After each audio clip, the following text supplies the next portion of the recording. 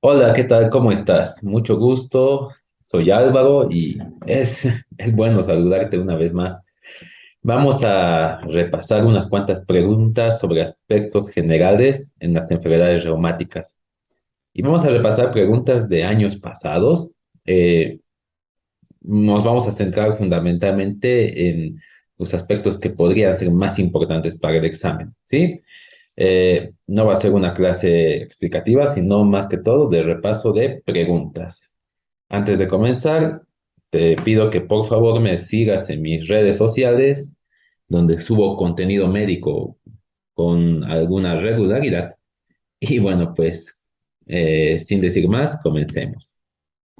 Muy bien, primera pregunta del año 2010-2011. Dice, señale la respuesta falsa sobre las características de la articulación sinovial. ¿No? Es un tema realmente no muy preguntado en el examen MIR, pero bueno, pues si se lo domina, puede ayudarte a responder muchas otras preguntas. En este caso, esta es una pregunta netamente de conocimiento sobre las estructuras y la fisiología de las articulaciones, ¿no? En este caso, de una articulación sinovial, recuerda que es una articulación que por lo general tiene bastante movimiento, ¿no? El cartílago hialino está formado fundamentalmente por colágeno. De hecho, pues esta opción es la incorrecta. La marcamos ya de una vez, porque el cartílago hialino está formado fundamentalmente por agua, ¿no? Un 70% de cartílago es agua y el resto, pues, es el colágeno. ¿Qué tipo de colágeno? Colágeno tipo 2, ¿no? Ya identificando la opción falsa, el resto de las opciones pues son verdaderas y nos van a ayudar un poco a repasar los aspectos sobre este tema. Primero que los protoglucanos de la matriz extracelular del cartílago hialino son macromoléculas formadas por proteínas y glucosaminoglucanos, ¿no? Son los que le dan esa característica de resistencia al cartílago, ¿no? Y están producidos por los condrocitos, ¿no? Entonces, esta respuesta sí es correcta. El condrocito vive en un medio acidótico e hipóxico, ¿no? Y emplea la glucólisis anaerobia para producir energía. Eso también es cierto, ¿ya? Debido a que el cartílago hialino pues no tiene mucho tejido conectivo, ¿no? Entonces, el condrocito per se necesita activar su metabolismo anaeróbico debido a la poca vascularización que hay a ese nivel, ¿no? Entonces, eso también es correcto. Los sinoviocitos tipo A son los similares a los macrófagos y son fagocitos. Eso también es correcto, ¿no? De hecho, hay dos tipos de sinoviocitos, los tipo A y los tipo B. Los tipo A, que tienen la función macrofágica, y los tipo B, que serían los que tienen la función de producir el ácido hialurónico, que es el que le da la filancia, la viscosidad al líquido articular, ¿no? Al líquido sinovial. Una entesis es la región donde un tendón, ligamento o cápsula articular se une directa o indirectamente al hueso. Eso también es cierto, ¿no? Ahora, las entesis en reumatología cobran importancia, más que todo porque pueden representar un proceso inflamatorio, ¿no? Una enfermedad, por ejemplo, de entesopatía a nivel de tendón aquilio, es muy característica de las artritis seronegativas, ¿no? De las espondiloartropatías, la artritis reactiva, etcétera, ¿no? Entonces, ahí está. Bueno, ya que hemos repasado esta pregunta, vamos a la siguiente. Del año 2015-2016, dice con respecto al músculo esquelético. Y esto ya es un poquito más avanzado. Considero que es una pregunta más difícil porque habla sobre aspectos de fisiología muscular. Uno no suele recordar ese tipo de conocimientos de la universidad, ¿no? Pero vamos a ver qué podemos hacer al respecto, ¿no? Dice, con respecto al músculo esquelético, elija la opción correcta. En reposo, el músculo solo tiene ATP suficiente para mantener la contracción durante unos segundos. Inicialmente esta opción parecería falsa, ¿no? Porque nos habla del ATP, ¿no? Y nosotros sabemos que todas las células funcionan con ATP, ¿no? Con energía, ¿no? Pero se refiere más al aspecto de las reservas energéticas musculares, ¿no? El músculo tiene tiene varias reservas energéticas. Dentro de ellas está el ATP producido por la misma célula muscular, ¿no? Y después tenemos las reservas energéticas que provienen de otras macromoléculas, ¿no? Por ejemplo, está el ATP producido por la fosforilación de la fosfoquinasa, ¿no? También está el ATP producido por el metabolismo de la glucosa, ¿no? De los ácidos grasos. Incluso en algunas situaciones pueden llegar a utilizarse aminoácidos, ¿no? O cuerpos cetónicos, ¿no? Entonces, eh, las reservas se van acabando a medida que va produciéndose la contracción, se van acabando. Y evidentemente es más fácil que se acaben las reservas libres que las reservas que se encuentran en macromoléculas, ¿no? Entonces, a eso se refiere la pregunta. Y evidentemente por eso la primera opción es la verdadera, ¿no? Porque el reposo, el músculo solo tiene ATP suficiente para mantener la contracción durante unos cuantos segundos, ¿no? El ATP, ese que se produce eh, y que se encuentra libremente en la célula muscular, pues es una reserva energética de corto plazo, dura apenas unos cuantos segundos, ¿no? Una vez que se acaba ese ATP, pues esa bajada en el nivel energético es percibida, ¿no? Por la célula muscular, la cual activa la creatincinasa para producir más ATP. Eso hace que la contracción pueda mantenerse durante unos 15 segundos más, ¿no? Pero después empiezan a producirse los metabolismos de las macromoléculas, fundamentalmente de la glucosa y de los ácidos grasos, y lo que produce una contracción que puede llegar a durar incluso hasta los 30 minutos, un poco más, un poco menos, ¿no? Ya en situaciones de contracciones muy, muy, muy prolongadas, pues se utilizan catabolismo proteico, ¿no? Con el uso de aminoácidos, o se puede utilizar los cuerpos cetónicos, ¿no? Entonces, la opción uno es la correcta, ¿no? De hecho, en reposo, la principal reserva energética sería los ácidos grasos, y en actividad, pues sigue esa secuencia que te acabo de mencionar, ¿no? Por lo tanto, vamos a ver cuáles son las otras opciones. Dice, la creatinfosfato es una molécula con un potencial de transferencia de fosforilos bajo. En realidad no, es alto, ¿no? Porque necesita compensar la bajada de ATP de manera rápida, ¿no? Es uno de los mecanismos más rápidos, por lo tanto, su capacidad de transferencia de fosforilos tiene muy elevada. Esta opción es incorrecta. Dice, durante un ejercicio intenso, el lactato deshidrogenasa oxida el piruvato en exceso de lactato. En realidad es al revés, ¿no? Y por último, la alanina es utilizada para transportar nitrógeno y esqueletos carbonados desde el hígado hasta el músculo. Pues se refiere a, a un proceso anabólico más que catabólico. Entonces, tampoco sería la opción correcta. ¿Sí?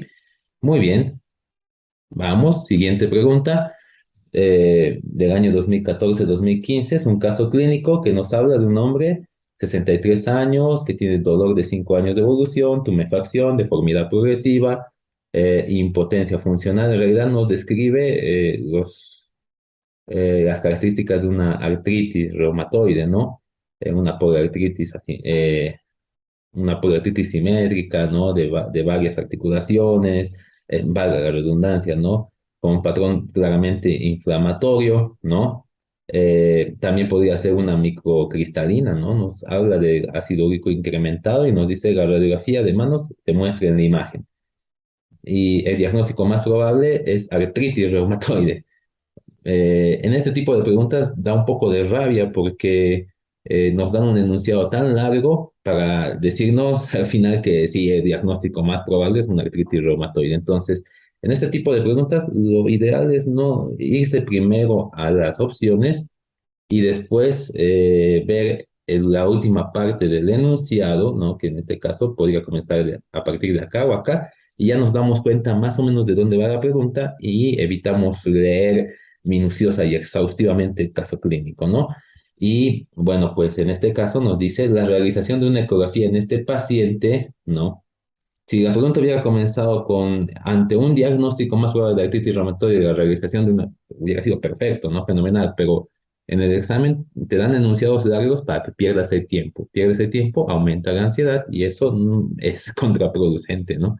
Entonces, esa técnica de examen, la de leer primero las opciones, después el último enunciado y después recién el enunciado inicial, pues es una técnica que te recomiendo que vayas practicando, ¿no? En este caso nos habla de ecografía. ¿Cuál es la utilidad de la ecografía en la reumatología? En este caso permite, vamos a ver las opciones, ¿no? Solo permitirá valorar la afectación tendinosa, no tiene la opción 2 dice no tiene ninguna utilidad, la opción 3 detecta la sinovitis, pero no las erosiones, la opción 4 no detecta ni la sinovitis ni las erosiones, y la opción 5 dice que detecta tanto la sinovitis como las erosiones. En este caso, pues las opciones nos hablan del alcance, ¿no? De la ecografía. La ecografía se utiliza para ver partes blandas, ¿no? Para ver patología extraarticular, ¿no? Por ejemplo, bursitis, tendinitis, etcétera, etcétera. Pero en patología articular, en artritis reumatoide y en otras artropatías, pues puede llegar a tener su utilidad para ver la evolución dinámica de la enfermedad. El problema es el alcance, ¿no? ¿Hasta dónde puede llegar a ver la ecografía? Puede llegar a ver la sinovial, la cortical, por lo tanto puede ver erosiones corticales, pero ya los procesos subcorticales ya no los ve. Entonces veamos cuál de estas encaja con esa descripción, ¿no? Dice, la opción uno solo permitirá valorar la afectación tendinosa, ¿no? Hemos visto que sí puede ver cortical, entonces esta opción es incorrecta. No tiene ninguna utilidad, me parece una opción muy absolutista, ¿no? Yo descartaría esa de entrada. Detecta la sinovitis, pero no las erosiones. Y aquí está el punto, ¿no? Si es que te habla eh, de sinovitis y erosiones en tres opciones, entonces posiblemente la respuesta se encuentra en una de esas tres, ¿no? Entonces, detecta la sinovitis, que es algo superficial a la cortical donde están las erosiones, entonces sí detecta la sinovitis, pero no las erosiones, ¿no? No detecta ni la sinovitis ni las erosiones, ¿no? Y detecta tanto la sinovitis porque ve la membrana sinovial que está por encima de la cortical y también puede ver las erosiones, ¿no? Que se encuentran en la cortical, pero lo que está debajo de la cortical, eso ya no lo ve. Entonces la opción correcta es la número 5. Muy bien, pasemos a la siguiente diapositiva. Muy bien, este caso clínico dice, habla de una mujer de 58 años de edad con antecedentes de diabetes tipo 1 y artrosis en ambas rodillas que acude al servicio de urgencias por fiebre de hasta 39 grados junto con un dolor y tumefacción de 24 horas de evolución en la rodilla, de la rodilla derecha, ¿no? ¿Cuál de las siguientes actitudes o exploraciones complementarias está más indicada? Hay que identificar el caso clínico, es una monoartritis, ¿no? Porque solo es la afectación de una rodilla la que duele más. Una monoartritis aguda, ¿no? En este caso, las monoartritis agudas pues diagnóstico diferencial. Hay una imagen que me gustaría que veas en mis redes sociales donde coloco el diagnóstico diferencial de las artritis inflamatorias. En este caso, parece ser una artritis inflamatoria de monoarticular, ¿no? Bueno, es una monoartritis aguda, ¿no? Entonces, el diagnóstico diferencial incluye la gota, la pseudogota, la artritis séptica y, en última instancia, el reumatismo palindrómico, que no es la circunstancia acá, ¿no? Es claramente, bueno, apunta más hacia un proceso infeccioso, aunque también las artritis microcristalinas podrían producir fiebre. Entonces, hay que hacer el diagnóstico antes de instalar un tratamiento completo, ¿no? De hecho, en términos de prioridades, pues se debería realizar la artrocentesis y la colocación de un antibiótico intravenoso de amplio espectro lo más rápido posible, porque estos cuadros evolucionan, pero de manera fatal, ¿no? Entonces, muchas veces pueden producir una sepsis tremenda, ¿no? Y ser la causa de muerte del paciente. Entonces, bajo esos criterios, vamos a ver cuáles son las opciones y cuál sería la más indicada. Como tú puedes ver, la artrocentesis, el examen de líquido sinovial con microscopio de luz polarizada y el test de gramo urgente sería una de las actitudes correctas, ¿no? Una de las actitudes iniciales correctas que se debería hacer en este paciente, ¿no? Ahora, bueno, pues nos describe exactamente lo que buscamos, ¿no? En el diagnóstico diferencial, ¿no? Tenemos que hacer un test de Gram, tenemos que hacer un examen de líquido sinovial para ver la cantidad de células y todo lo demás, y el microscopio de luz polarizada para ver si es que no se trata de una microcristalina, ¿no? Que podría ser una posibilidad. ¿no? Dice tratamiento con antibióticos intracelulares. Esto es un tanto ambiguo, ¿no? ¿A qué se refiere con antibióticos intracelulares, ¿no? Me imagino que se refiere a aquellos que son lipofílicos o qué sé yo, ¿no? Si dirigiera intravenosos, pues podría ser, ¿no? Podría ser, pero dice intracelulares, entonces esta opción es dudosa, ¿no? Tres, estudio inmunológico incluyendo factor reumatoide, pues esta de plano no, ¿no? Porque el estudio inmunológico más está enfocado al diagnóstico diferencial de las artritis poliarticulares, oligoarticulares, pero más que todo de curso crónico, ¿no? Entonces, este no un lavado articular y tratamiento con antibióticos intravenosos. El tratamiento con los antibióticos intravenosos sí, pero el lavado articular pues, conlleva fundamentalmente un riesgo quirúrgico, ¿no? Conlleva llevar al paciente a quirófano y todo demás. Entonces, tal vez no sería lo primero que harías, ni bien llega un paciente, llevarlo a quirófano y tratar con antibióticos intravenosos, ¿no? Y la última dice artrocentesis e infiltración con corticosteroides de acción prolongada. Bueno, pues es un alivio paliativo, pero no identifica la causa. Entonces, entre la 4 y la uno pues yo me decantaría por la opción uno. Muy bien, vamos a la siguiente. La lección fundamental en este tipo de preguntas es el valor diagnóstico de la artrocentesis, ¿no? La artrocentesis en el caso de una monoartritis aguda, ¿no? Muy bien. Siguiente pregunta, antigua, ¿no? De 2006-2007. Dice, ¿qué características definen mejor el líquido sinovial en artritis bacteriana aguda? ¿No? Es un líquido sinovial claramente infeccioso. Y bueno, pues antes de responder esta pregunta, porque estoy seguro de que al verla, pues vas a dudar entre dos opciones, ¿no? Entre aquellas que tengan una leucocitosis con predominio de polimorfonuclear, ¿no? Que es el caso de la 3 o el caso de la 5, ¿no? Son respuestas calcadas, salvo por qué, por el detalle de la viscosidad. Ahora, ¿qué tiene que ver? En una artritis infecciosa, ¿no? Se produce destrucción de los sinoviocitos, ¿no? ¿Y qué producían los sinoviocitos?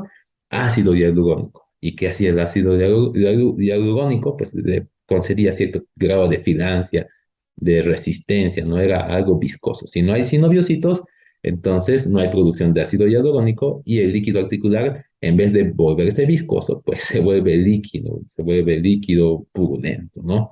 Entonces, en una artritis inflamatoria o ya sea una artritis séptica, con un patrón claramente infeccioso, pues la viscosidad va a ser baja por la ausencia del ácido hialurónico. Entonces, esta es la correcta, esta es la incorrecta. Y así pues vamos a hacer un pequeño repaso, ¿no? De las características del líquido articular, ¿no? Nosotros tenemos básicamente tres tipos de líquidos articulares. El que se conoce como no inflamatorio, el que se conoce como inflamatorio y por último el infeccioso. Si bien hay muchos parámetros que pueden valorarse en el examen citológico, para hacer el diagnóstico inicial y no perder mucho tiempo en el examen, pues hay que fijarse básicamente en tres cosas, ¿no? En la celularidad, ¿no? En la glucosa y en la presencia de proteínas, ¿no? De ahí, pues otro aspecto que sería también importante ver es el aspecto, ¿no? Pero el aspecto, pues se puede claramente deducir de estas otras tres, ¿no? Entonces, un líquido no inflamatorio, pues va a tener una celularidad normal, ¿no? Recordando que el líquido sinovial es un ultrafiltrado del plasma, entonces las células por lo general van a estar en cantidad de menos de 3.000, más que todo las células más abundantes de líquido sinovial son leucocitos, ¿no? Son leucocitos. Entonces, menos de 3.000 se podría considerar como no inflamatorio, ¿no? Como no inflamatorio, ¿no? Y en un líquido sinovial normal, el 25% son polimorfonucleares y el 75% son mononucleares, linfocitos, ¿no? Entonces, en ese sentido, pues si no hay inflamación en eh, en la cavidad articular, en el líquido sinovial, entonces vamos a ver predominio de mononucleares, que sería lo más acercado a la normalidad, ¿no? Predominio de mononucleares. No sucede así en el caso del patrón inflamatorio y en el infeccioso, donde ahí lo que lo diferencia, bueno, pues en ambos va a haber un predominio de polimorfonucleares, pero lo que lo diferencia es el recuento de células, que en el caso del tipo 2 sería entre 3.000 a 50.000, aunque otros autores hablan de niveles más altos, 75.000, pero 50.000 me parece más prudente y si es mayor a 50.000, prácticamente se denomina patrón tipo 3 o infeccioso, ¿ya? Entonces, más de 50.000 células por milímetro cúbico, patrón tipo 3, entre 3.000 y 50.000, patrón tipo 2, menos de 3.000 y predominio mononuclear, patrón tipo 1, ¿no? Entonces, en el no inflamatorio, pues la glucosa en el líquido sinovial va a ser normal. Como es un ultrafiltrado, pues los niveles de glucosa son similares a los del plasma, más, un poquito menos, por lo general. Está por encima de los 2/3 de nivel plasmático, ¿no? Muy bien, en el caso del patrón tipo 2 puede estar normal o disminuido dependiendo, ¿no? Del tiempo de evolución de la enfermedad. A mayor tiempo, pues hay más posibilidades de que la glucosa se consuma, ¿no? Y en el patrón tipo 3, bueno, pues debido a que hay un montón de células en el líquido reticular, pues los niveles de glucosa por lo general están disminuidos, mucho más francamente disminuidos. El nivel eh, que, que es aproximado, ¿no? Para orientativo sería, en este caso, el nivel de 40, ¿no? Por debajo de 40 ya estaríamos hablando de una disminución de la glucosa en el líquido sinovial. Aunque ya te digo, eso puede variar, pero es un orientativo. Respecto a las proteínas, pues la cantidad de proteínas, recuerda que al ser un ultrafiltrado no se deberían filtrar proteínas, no se deberían filtrar proteínas. Cuando se filtran proteínas, nos está hablando de que hay destrucción de la membrana sinovial y se produce un exudado, ¿no? De proteínas al líquido sinovial. En este caso, pues, mientras más bajas sean las proteínas, es lo más acercado a la normalidad, valores entre uno menores a 1,5 a 2 son los de referencia, ¿no? Y en el caso del patrón inflamatorio, pues de 2 a 3 y mayor a 3 ya nos hablaría de un proceso infeccioso, ¿no? Muy bien. Eh, Ahora, bueno, pues todo esto pues tiene que ver con el aspecto, ¿no? El aspecto del líquido no inflamatorio, por lo general en el patrón tipo 1 es un aspecto claro, ¿no? Porque el líquido sinovial tiene unas características claras, ¿no? Eh, que puede estar en algunos casos hemorrágico y cuando el líquido sinovial es hemorrágico hay que sospechar fundamentalmente en patología traumática, ¿no? En el caso del patrón tipo 2, pues lo que va sucediendo es que se va volviendo cada vez más amarillo por el ultrafiltrado de proteínas y células, ¿no? Y se va volviendo turbio, ¿no? Y en el caso del patrón tipo 3 ya pasa a ser turbio y opaco por la presencia de pus, ¿no? Entonces, con esto pues terminamos el repaso de la asignatura del día de hoy. Espero que te haya servido mucho y bueno, pues conmigo, hasta otra oportunidad. Que tengas un excelente día.